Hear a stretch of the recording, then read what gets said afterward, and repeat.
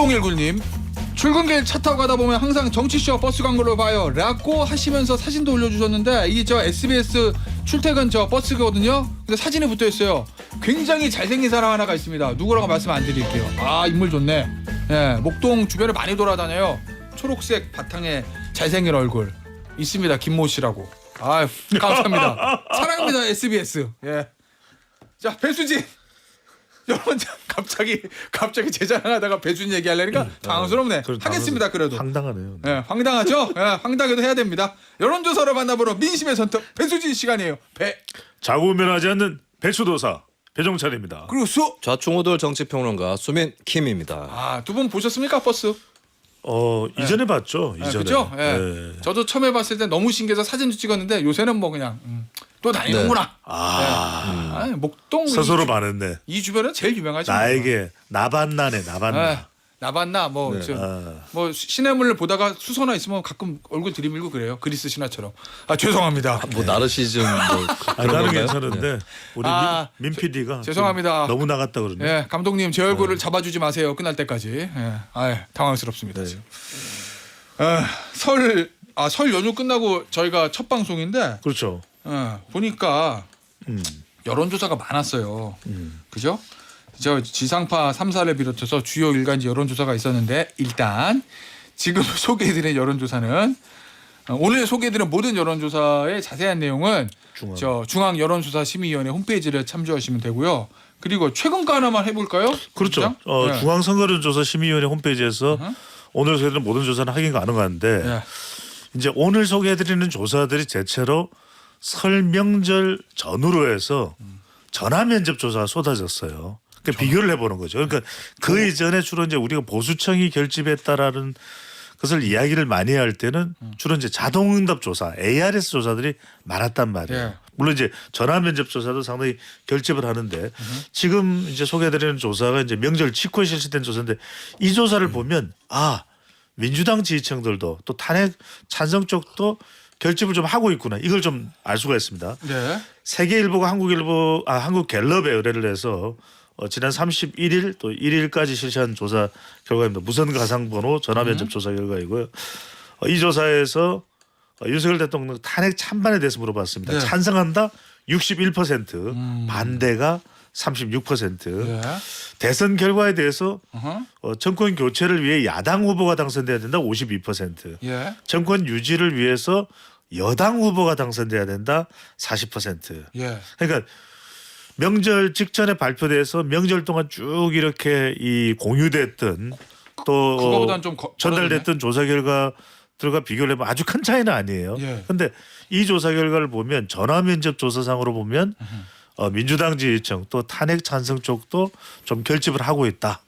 이렇게 이제 또 확인할 수가 있습니다. 이거는 보수 결집이 좀 느슨해진 거예요? 진보 결집이 강해진 거예요? 진보 결집이 좀 강해진 것 같아요. 그러니까 보수가 그래도 정권 유지를 위해서 여당 후보가 당선돼야 된다는 것이 탄핵 전국에 40%가 나왔다 그러면 이건 뭐 우리가 같은 조사에서 국민의힘 지지율이 38%인데 국민의힘 지지율도 민주당 지지율과 큰 차이 안 나게 결집이 돼 있지만 여당 후보 당선은 2%포인트가 더 높아요. 그러니까 이 정도면 전화 면접 조사에서도 보수 지지층 결집을 했는데 지난번에 서부지방법원 사태 그리고 윤석열 대통령이 계속 헌법재판소에서 변론을 하면서 민주당 지지층도 또 탄핵 찬성 파도 조금씩 결집하고 있는 양상. 알겠습니다. 김수민 평론가는 수민 킴은 이거 어떻게 봤습니까? 요 네. 최근 여론조사. 일단 탄핵 찬성 반대를 보면 찬성이 반대보다 1.5배 내지는 1.6666배 정도 많은 조사 결과인데 이게 설 연휴 직전하고 별 차이가 없어요. 그러니까 탄핵 직전 직후에 비해서는 탄핵 찬반이 좁혀졌지만 설 직전에 비해서는 좁혀진 것은 아니기 때문에 이건 그럼 굳어졌다? 구도가 굳어지고 있다. 그러니까 더 이상 좁혀질 개연성이 좀 희박해졌다라고 하는 거고 그거는 저는 두 가지의 원인이 있다고 보는데 서울 서부지법 폭동 사태이라는 이제 물리적 폭력이 등장하는 이것은 이제 뭐 중도층이라든지 이쪽에서 탄핵 반대 쪽으로 가세하기 상당히 어렵게 만드는 게 있는 거고 또 하나는 극단주의적인 음모론 특히 부정선거 음모론 이런 부분들이 원래 그걸 믿는 사람들이 이제 결집을 한다고 쳐도 믿지 않는 사람들이 원래 폭넓게 있는 것이고 이런 것 때문에라도 좀 탄핵 반대하고는 거리를 둘 수밖에 없다라고 하는 이런 정서가 커진 거죠. 그러면서 이제 구도가 더 이상 좁혀지지는 않는 그런 예. 상황인 거고. 근데 이제 유념할 거는 탄핵 찬성 시민들 중에도 예. 민주당을 지지하지 않거나 나아가서는 국민의힘을 지지하는 시민들이 있는 거거든요. 그럴 수 그렇죠. 있죠. 예, 그렇기 때문에 탄핵 찬반 구도만 갖고 대선을 어림하기는 어렵다라고 하는 거고. 대선을 그렇기 때문에 보려면? 정권 연장 대 정권 네. 교체를 봐야 되는데 어쨌든 정권 연장 40%대 여론들이 지금 방송 3사 포함해서 나오고 있는데 예. 요거는 이제 낮게 볼 만한 건 아니다. 예, 그리고 이제 낮게 볼 만한 거 아니라는 건 뭐 높다는 거예요? 높다는 거죠. 정권 연장론이 그렇죠. 40인데 높은 거예요? 40이면 지금 탄핵이라고 하는 윤석열 대통령 파면 위기의 상황에서 40이 나온다라고 하는 게 결코 낮은 수치는 아닌 거고 그리고 역대 대선을 보면 정권 연장 정권 교체로 여론조사를 실시를 매번 하는데 결과를 놓고 보면 항상 좁혀져 있거나 이거보다는? 심지어는 정권 교체론이 우세였는데도 여당 후보가 이긴다거나 박근혜 전 대통령이 그런 사례거든요. 그렇지. 예, 그렇기 때문에 이거는 좀 장담할 수 없는 부분으로 간다. 그리고 정권 교체론이 그래도 우세합니다. 50%가 넘어서고 있는데 이건 두 가지예요. 첫 번째는 정권 교체를 지지한다고 해서 특정 정당이나 특정 후보를 다 지지하지는 않아요. 뭐 그래서- 여당 내에서도 정권 교체라고 생각할 수 그래서 있습니다. 결과적으로는 야당 제1야당 후보가 예. 정권 교체론을 다 업고 가지는 못하는 그런 전개가 유력하고 근데 다만 이 50%의 응답자들은 절대 국민의힘을 안 찍을 가능성이 높다. 그래서 그 국민의힘 같은 경우는 야 이번 대선에서 크게 지지는 않겠어라고 기대를 할 수는 있지만 현재대로 가면 이기지는 못한다. 요게 그렇죠. 구도라고 잡히면 전반적으로 탄핵 찬반하고 정권 교체 정권 연장 요걸 보면 그 정도로 정리를 해볼 수 있을 것 같아요. 알겠습니다.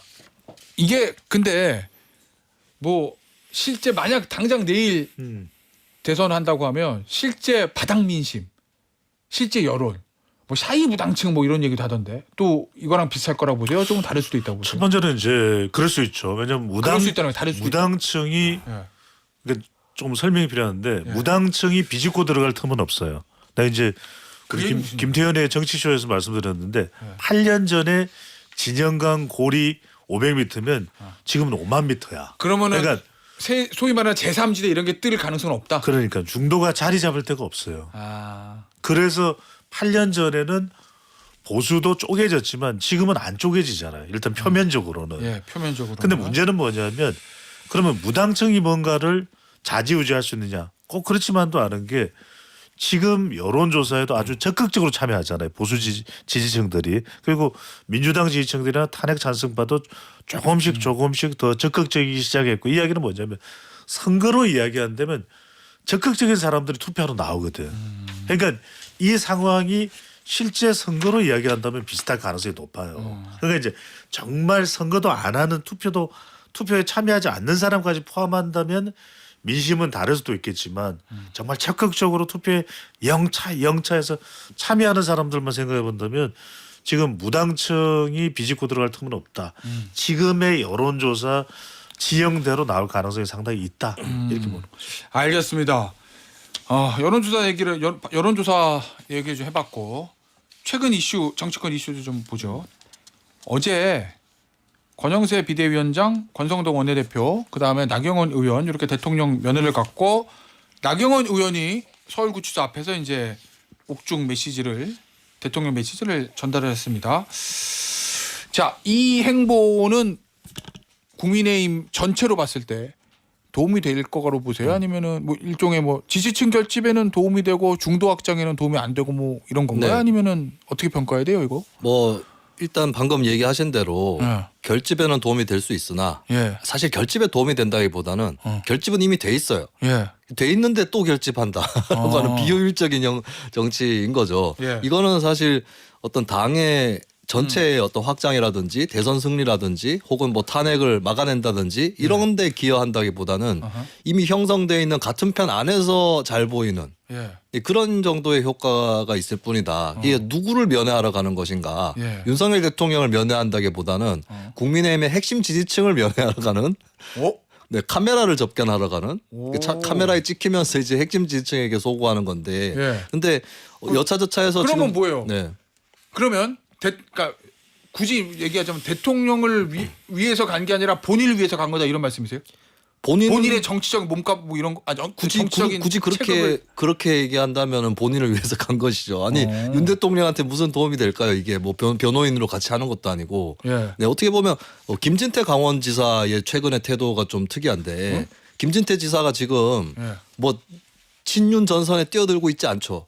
예. SNS에 가봐도 관련 언급도 없어요. 최근에 보도된 걸 본 적이 없는데. 네, 아마 탄핵을 반대하긴 할 것 같은데. 예. 근데 요번에 면회에 대해서도 입장 표명을 했는데 예. 영어의 몸이 된 대통령인데 오히려 보는 게 불편하지 않겠냐. 어. 근데 어떻게 보면 이 말이 더 인간적이에요. 그래요? 권성동 원내대표가 인간적인 도리로 간다고 하지만 예. 오히려 김진태 지사가 더 진짜 인간적이면 이렇게 생각되는 거 아닌가. 대통령의 수의 입은 모습을 보여주고 싶겠어 뭐 이런 거. 여러 가지로 예, 그렇게 만나서 보는 것이 과연 좋을까 뭐 이런 얘기를 하더라고요. 설령 그게 핑계라고 해도 핑계라고 해도 예. 아니 그런 인간적인 것도 있는 부분인데 근데 사실 뭐 공교롭게 권성동, 권영세 두 분이 같이 간다라고 권성동 원내대표가 표현을 했거든요. 예. 근데 공교로운 거라면 그냥 사람들한테 말도 안 하고 예. 그냥 조용히 갔는데 대표님도 오셨어요? 이 정도는 돼야 공교로운 거지. 두 사람이 마음 맞춰가지고 짝을 맞춰서 갔는데 이게 지도부 차원이 아니다? 이렇게 얘기하는 게 과연 소용이 있나?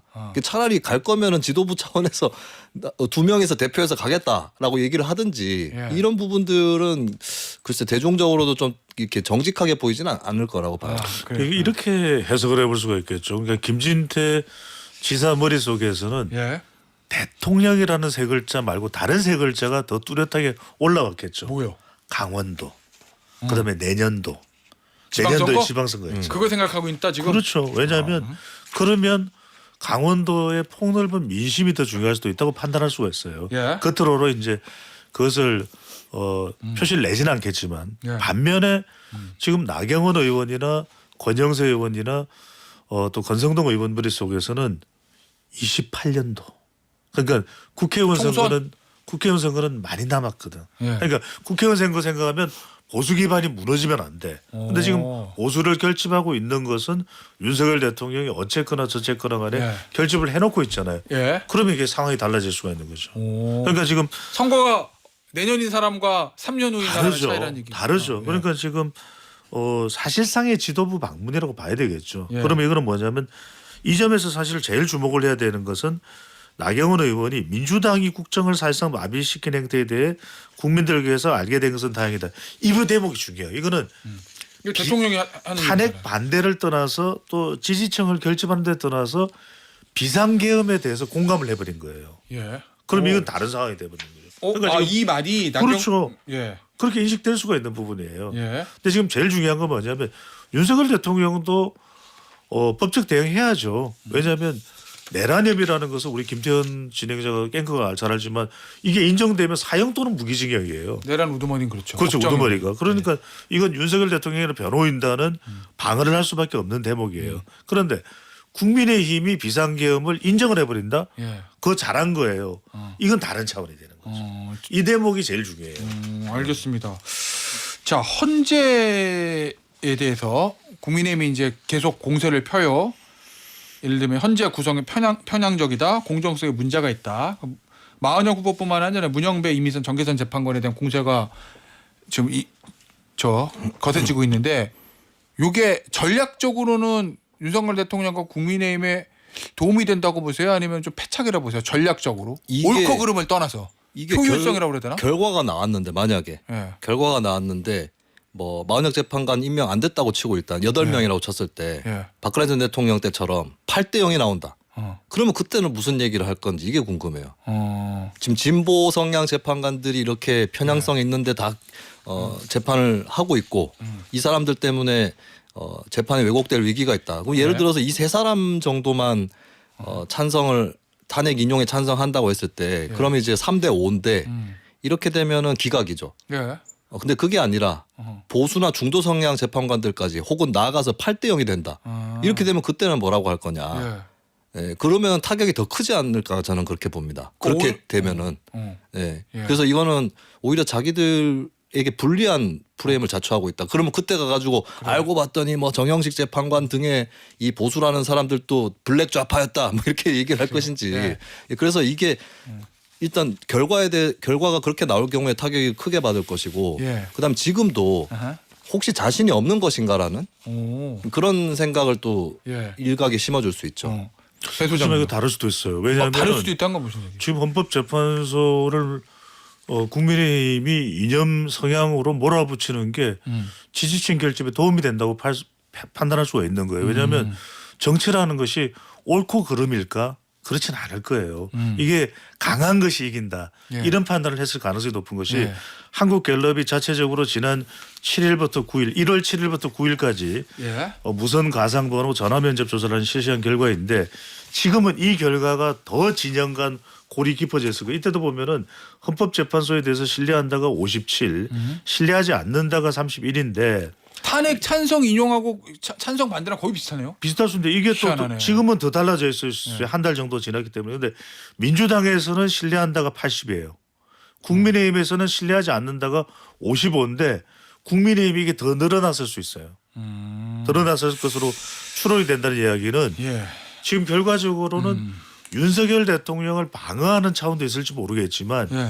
지금 헌법재판소마저 이진숙 방통위원장 때 선고 결과를 보면 4대 4야. 그러니까 봐라. 이렇지 않느냐. 그러면 설사 헌법재판소 판결이 나온다 하더라도 설사 기각이다 하더라도 이제 이것을 이제 국민의힘에서는 퉁치고 갈 생각까지도 있을지도 모르죠. 봐라. 네. 이거 어차피 진영 전쟁이다. 이런 결과가 나온 것도 네. 그러면 우리도 더 뭉쳐서 대선으로 가자. 만약에 이게 조기 대선으로 간다면 그럴 가능성도 지금의 여론 지형으로 보면 열려 있다고 봐야 되겠죠. 알겠습니다. 이진숙 방통위원장 탄핵이 4대 4가 됐잖아요. 예. 이게 결국에 국민의힘한테 더 불리하게 작용할 수도 있다.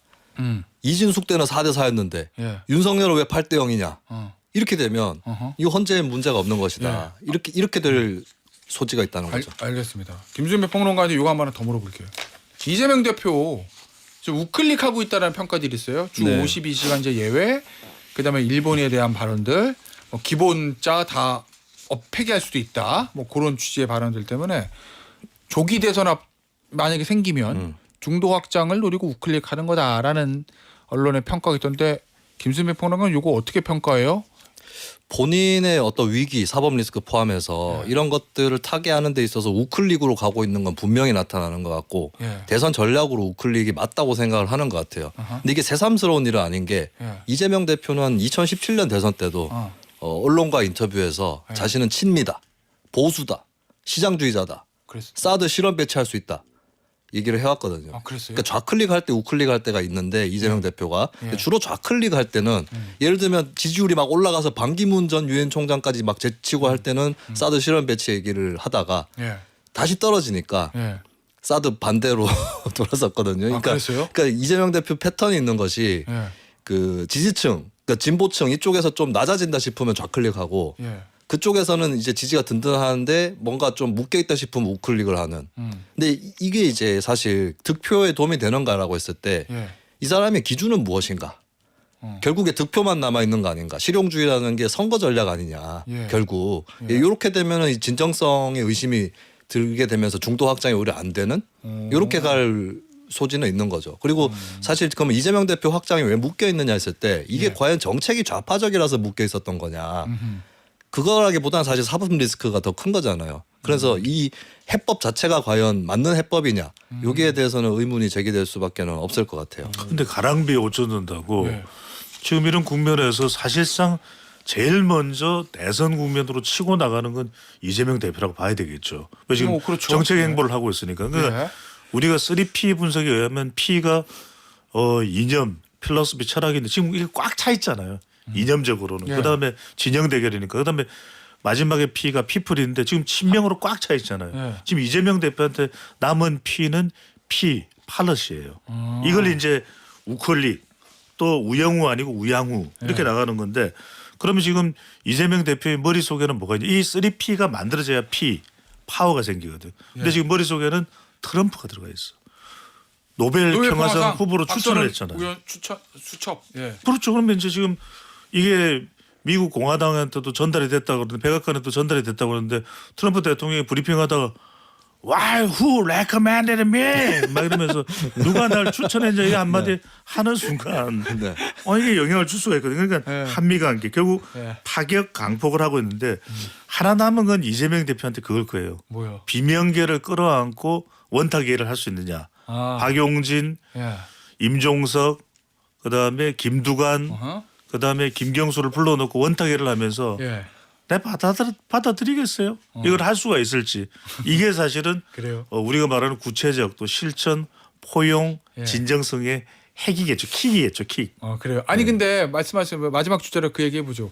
공교롭게도 뭐 가방에 앉아 배 떨어지는 건지 네. 모르겠는데 저 서울 고등법원에서 이재명 대표 재판을 좀 빨리 하겠다.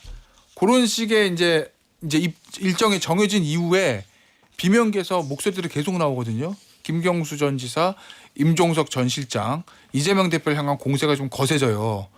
민주당 이거 어떻게 될 것 같습니까? 이재명 대표가 아무 무리 없이 후보가 되는 거는 100%다? 아니면 뭔가 변수는 있다? 근데 지금 뭐 비명계에서 통일돼서 어떤 예. 주자를 밀고 있는 것도 아니고 여론조사에서 유력한 대항마가 뜨고 있는 것도 아니고 예. 그 가면 갈수록 여러 사람이 거론되거든요. 김동연 그러네. 뭐 지사까지 해서 이거는 이재명 대표를 내부에서 뒤엎기는 이미 늦은 게 아닌가. 예, 지금 이제 조기 대선 앞두고 특히 윤석열 대통령 파면 위기 상황에서 예. 그동안 조금 참아왔던 얘기들이 불거지는 수준인데 예. 이걸 대선에서 불리한 걸 바꿀 수 있을까? 그럼 저는 이제 사실 대선 끝나고 민주당의 본격적인 개파 간의 어떤 경쟁이라든지 이런 것들은 대선이 끝나고 활성화되지 않을까 싶어요. 그러면 이 비명계 인사들은 대선 이후를 보고 있는 수도 있다? 그럴 수도 있죠.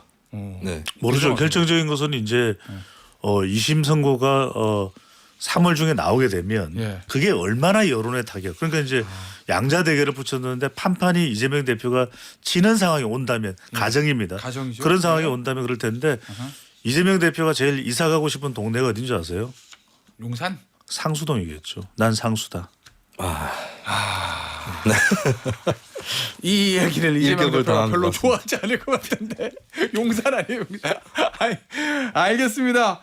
자 마지막 짧게 이준석 의원은 어느 정도 영향력 있을 것 같아요? 사실상 대선 출마 선언했는데 퍼스트 펭귄 얘기하고 뭐. 현재로서는 좀 여의치 않은 모습이 분명히 있는 것 같고, 그러니까 네. 이런 게 있어요. 범국민의힘 쪽에서는 예. 이준석 대표는 이제 남으로 보이는 게 있고 예. 반국민의힘 유권자들은 여전히 범국민의힘으로 보는 게 있거든요. 그러니까 사실 한국의 제3지대 정도를 지지할 수 있는 유권자는 제법 두텁게 있는데 예. 거기서도 소구력이 떨어지는 부분들 이런 것들을 이준석 대표가 스스로 캐치해서 예. 그거를 좀 만회할 수 있는 그 전략이 필요할 것 같아요. 저는 1초 제일 마지막에 들어가는 예. 라스트 펭귄이 되라. 다른 사람을 더 배려하는 예. 정치인이 되라. 알겠습니다. 여기서 마무리하도록 할게요. 배종찬 소장, 김수민 평론가였습니다. 감사합니다. 고맙습니다. 고맙습니다.